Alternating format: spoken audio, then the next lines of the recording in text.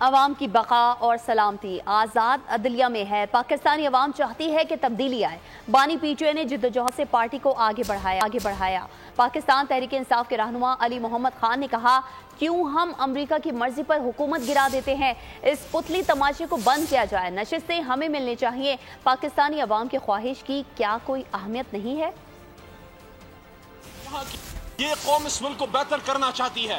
میں چاہتا ہوں عوام اور ادارے یکجان تو غالب ہوں، لیکن اس کے لیے پھر آپ کو صحیح فیصلے کرنے پڑیں گے۔ کیوں پاکستان کی ایک جنرل پولیٹیکل موومنٹ کو امریکی ایما پہ فارغ کیا گیا؟ آخر کیوں امریکی ایما پہ یہ ملک یہاں کی ایک چلتی پھلتی پھولتی حکومت کو فارغ کیا گیا؟ پتلی تماشے کو بند کریں۔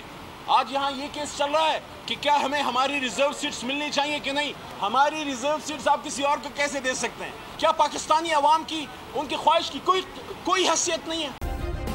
سبسکرائب کریں اور بیل دبائیں تاکہ کوئی خبر رہ نہ جائے۔